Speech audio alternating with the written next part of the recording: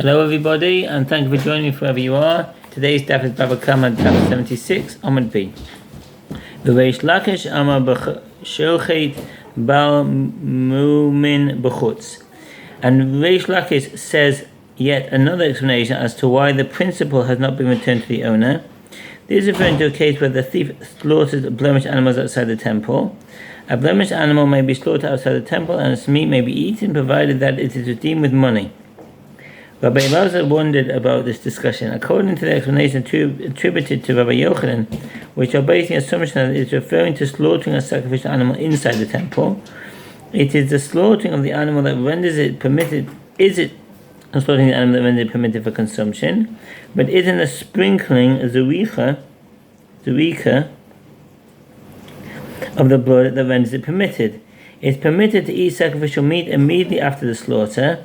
Only after the sprinkling of the blood is permitted to consume the meat. As the slaughter itself does not render the animal's meat permitted, there should be no liability to pay the fourfold or fivefold payment. Rabbi Elazar continues, and according to the explanation of Reish Lakish, who states that the case is referring to the slaughter of a consecrated blemished animal outside the temple, is it the slaughtering of the animal that renders it permitted for consumption, but isn't it the redemption of the animal that renders it permitted? Since the thief slaughtered a sacrificial animal, it's prohibited to eat its meat until its sanctity is removed by redeeming it with money. Once again, the slaughter itself does not render the meat permitted, and here too there should be no liability to pay the fourfold or fivefold payment. The Gemara comments, apparently this following statement of Rabbi Shimon escaped Rabbi Elazar, who asked three questions. Rabbi Shimon holds that any blood that is ready to be sprinkled is considered as though it has already been sprinkled, and likewise, any animal that is ready to be redeemed is considered as if it had already been redeemed. V'chol ha'omeid ha'lipodos kafodu domei. All sacrificial animals that are blemished are considered ready for redemption, as one may not sacrifice them in their current state, and there is no alternative but to redeem them, says Rashi. Moreover, it is admitted to redeem blemished sacrificial animals, see the Rashba.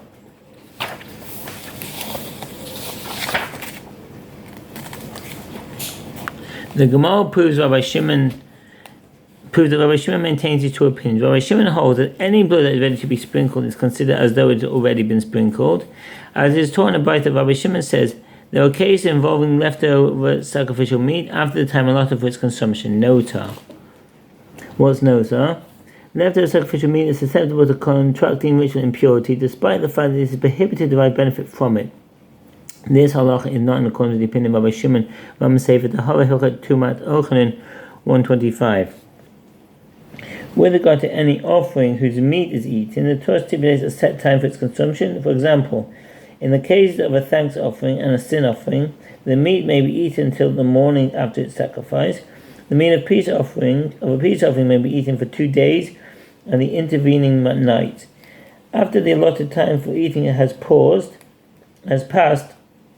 the leftover meat is referred to as nota and may not be eaten, nor may any benefit be derived from it.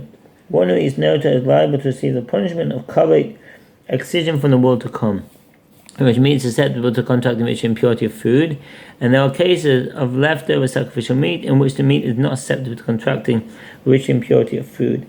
Food is rendered ritually impure upon coming into contact with an impure person or item. This is the halacha only if the food is edible. Now, Rabbi Shimon adds that for food to be susceptible to contracting ritual impurity, it must not only be edible, but it must also be fit for consumption according to certain halachic criteria.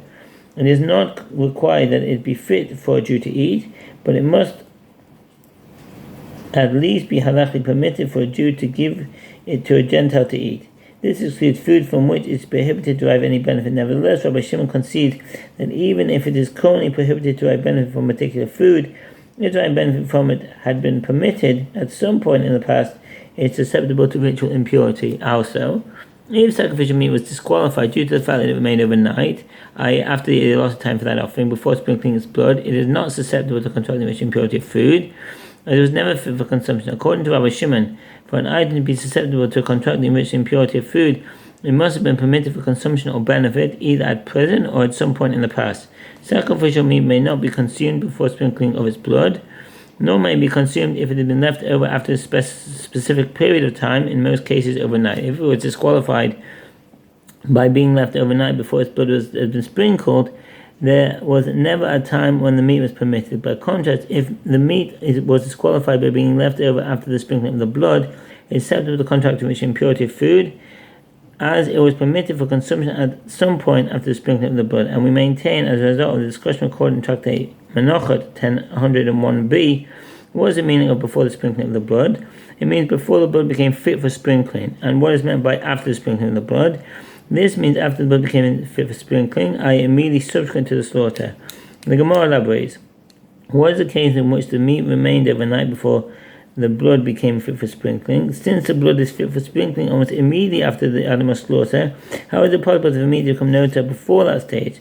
The Gemara answers, this is referring to a case where there was not enough time in the day to sprinkle the blood. As he slaughtered the offering immediately prior to sunset, the blood was never fit for sprinkling, as the act of sprinkling must be performed before sunset.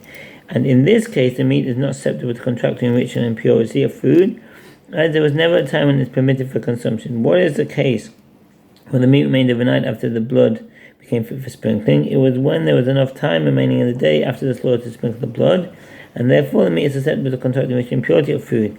The Gemara states its conclusion. Evidently, Rabbi Shimon maintains that any blood that is ready to be sprinkled is considered as though it has already been sprinkled. And Rabbi Shimon holds that any animal that is ready to be redeemed is considered as though it is already redeemed, as it's taught in the Braita. The Rabbi Shimon says, just moving on to the next one, the meat of the red heifer is susceptible to contracting enrichment and impurity of food, despite the fact that it is prohibited by benefit from such meat, since at a time when it was fit for consumption. So let's explain that. The parah, the red heifer, whose ashes are mixed with spring water and used for the purification of people or vessels that became richly impure by contracting impurity imparted by a corpse, is not slaughtered inside the temple and does not have the status of an offering. And is slaughtered, and its blood is sprinkled 7 times toward the temple, after which the body of the animal is wholly burned on the pyre of wood. The entire ritual, along with the halachot concerning the impurity imparted by a corpse and subsequent purification process described in Numbers 91 to 20. Para Matama Tumas Ochanin. Tosfot cite a difficulty raised by Rashi on Chonin 110b. 81b. The meat of the red heifer is impure in its own right, even if it does not come in contact with a different source of impurity. If this is the case, why does it matter whether it can also contract rich impurity of food?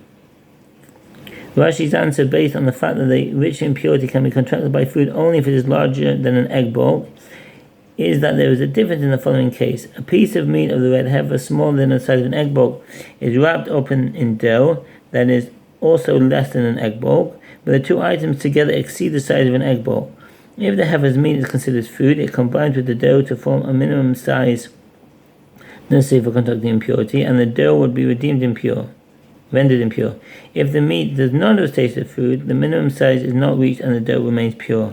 The meat of the red heifer can contract rich impurity of food only if someone intended to eat it. The halacha is not in accordance with the opinion of Rabbi Shimon, rather in accordance with the dissenting ruling of the rabbis Rama Sefer Tahara Hilchot Shah Hatumot 3 Hilchot Tumat Ochanin 125 and the Mishnah Lamelach there. Thank you for listening and all the best. Bye.